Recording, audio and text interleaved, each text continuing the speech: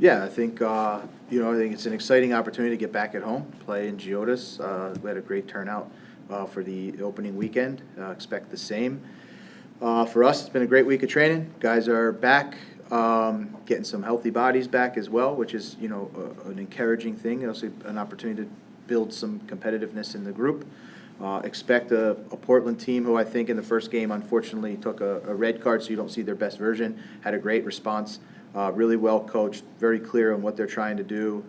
Some nice additions in the off season for them as well. So, a team that's coming off of a 1-0 win. So, going to expect a really hard fought match versus a really organized team with that's well coached and really a clear idea of what they're trying to do. Great, thanks. We'll start with questions in the room. Julian? What do you think is the big thing building off of at least the good stuff that happened against New York? Yeah, for us, again, I think, New York came out really out of the start and put some pressure on us. We were really pleased that we were a team that still tried to be ourselves. And it wasn't always successful, and that's okay. And, but we didn't go away from it. Did I think we exploited some of the opportunities there? No, we didn't. But we didn't, we almost doubled down too much, but I'd much rather have that early in the season because it tells me that the team is together and believing in where we're going to go. And then I think, we talk about there's a few, when we look back as a team and analyze it, there's a few things that we're just short on some of the details, reading situations in the game and getting on the same page, especially some offensive transition moments with the group. But again, I think a lot of positive things to build on for coming into this Portland match. Saturday is also, as Sean was saying, Women's History Appreciation, and you have Sydney and Bree here. Can you talk about just the importance of what they do and to the overall culture and fitness that helps you guys build this club? Yeah, I think first and foremost, it's a great opportunity to recognize the females that we have in the club, Rose, Bree, and Sydney. Additionally, I think they're really good at what they do. So I think the point of recognizing because they're female is great because we want to put that spotlight. I think it's great that Nashville is a club that is inclusive and is proactive in doing that. But also I think it's a great opportunity to just talk about how darn good they are. And they're great at their job. They're rock stars.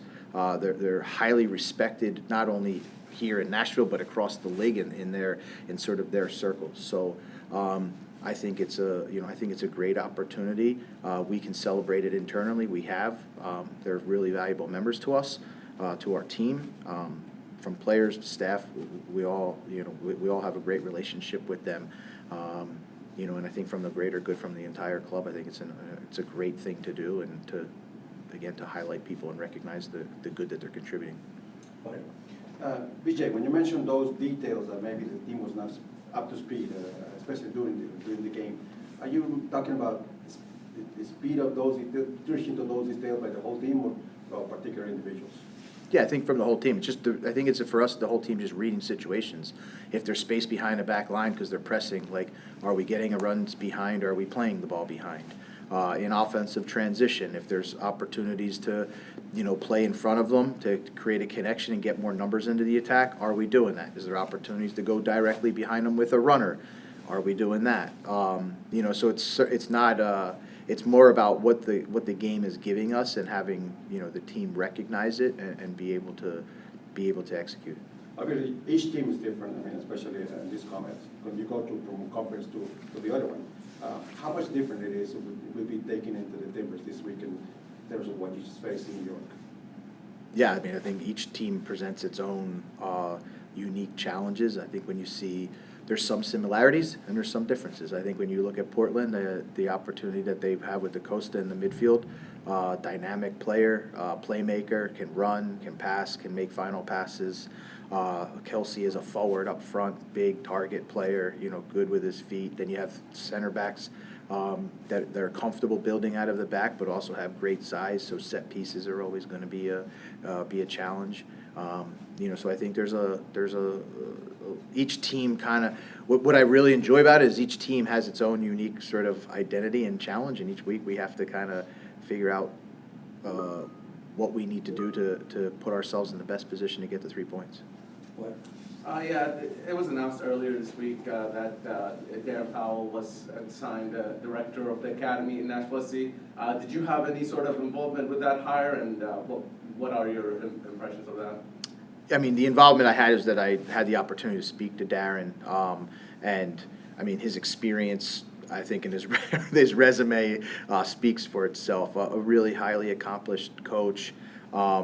You know, the one, I would say the two things that stood out to me when I had the opportunity to speak with Darren was one, his I would say his pathway. He's touched a lot of different areas in the U.S. soccer sort of ecosystem, whether it's in the college, in the club, and MLS academies, and you know, I think that unique experience can really help our academy and help our our players. And the next part was that he was passionate about joining Nashville. And I think that's really someone who saw from afar the project that we have going on here and wanting to be in the project. That speaks, I think, volumes. And those were two great pieces from when I had the opportunity to meet Darren. And we're really excited to have him here and continue to build this sort of pathway that we talk about all the time with the, before the academy, Huntsville, and ourselves. And then on Brugman, Acosta, and Schaffelberg, they still haven't made their debut. It's Saturday at a time that Nashville fans can probably see one of them. Probably see one of them, yes. How are they doing? They're doing well. I would say Brian's furthest away. Jacob is in team training, and Brugman is now almost in his he's been in team training, and I would say trending pretty good. Any other injuries? Or? Julian Gaines is back in team training, the same as Schaffelberg. And I think that's it. Patrick obviously came back and was already featured in the game last week. Well, BJ, when you look at the end of the New York game and Eddie's and his ability to partner with Patrick in the center of the pitch, how does that maybe change your thinking of his role moving forward, and how do you balance that with someone who spent so much time maybe in preseason in one role, yet now in the middle of a game has a good cameo in a different kind of position? That's a great question. Eddie can play any position, which is a great resource for a coach to have, and it just is obviously his on the ball ability, but his game understanding, it lets him do it all. And so I think it's a seamless transition for him if he's going to play as a winger, if he's going to play as a center midfielder. I think he has the ability to create a connection with who he's playing with immediately, and it allows us to have great versatility as we get healthy guys back and try to continue to build the most dynamic team that we can. As you look at Wyatt and Matt making another start and just that challenge of going to Red Bulls, what kind of response have you seen just from them since that game? And you talked last week about how that will help you guys down the road as a team. How much does that experience and just being thrown into a difficult road environment help them long term? I think it's hard to quantify in the short term. I truly believe, and that's why we play young players and we expose them to these types of environments. It'll pay massive dividends down the line. I thought they did a really good job in a really difficult environment to play, and Red Bull made it difficult on us. But you saw two players that still were confident to be on the ball, brave to be on the ball, and that's the starting point. That's the starting point for us. Is that they want to be on the ball, and they want to be brave enough to try things. And so I think as we look into the future with Wyatt and Matt, I think all of these experiences that they have, a lot of them are all of their first time, will pay massive dividends for us as we have to grind through the 10-month season. Bob, you have anything? Yeah. Did you like what you saw scoring attempt-wise in the last game, and what do you need to work on there? Yeah, we obviously always want to create more scoring chances. And I think if we look at it, did we have enough to score 2 goals? We probably didn't have enough to score 2 goals. So we need to increase that. I think there's a lot of things that happen, maybe a couple passes just before, or a final decision making that we could make better ones, and that's what we need to that's what we need to improve. And I would say that's what we've been focused on this week, is a little bit of the finer details in decision-making, whether between the third, the second, and the last pass, before we can get to goal. Well, we'll go to the Zoom. We'll start with Ben and then go to Nick Frazier. Yeah, hey BJ. I wanted to ask about Ahmed and just kind of the increasing roles he's had in the past 2 games. It felt like he was a difference maker against Red Bulls. What have you seen from him in training this week, and do you expect him to kind of continue upping his involvement as he just gets more and more involved within the team? Yeah, I mean, he's a player that we had to integrate just due to the fact of, the transfer and the timing and the visa and not being able to train. So we are going to continue to, I would say, integrate him more and more as much as we can. What you see from him in training is everything you see in the game: ability to play between the lines, ability to process the ball face forward and run behind the back line. And then, to be quite honest, the thing that we see a lot in training that maybe hasn't completely come out in the game is there's a nice level of creativity in his game as well. And I think as the players and he gets more comfortable together and the connections become there, we can actually see some creativity as well, because it's definitely in him. And I would say the next part is, he has a real commitment and edge to defend.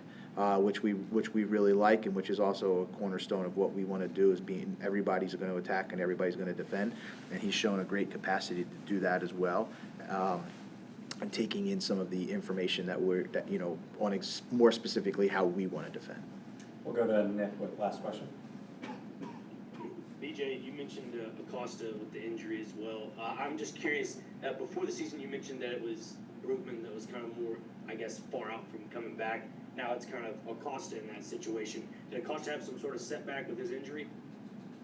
No, I think it's just the time of when the injury occurred. Brugman's injury occurred earlier in preseason. Acosta's finished later, so I think the timeline is just the return to play timeline is just longer for Acosta than it is.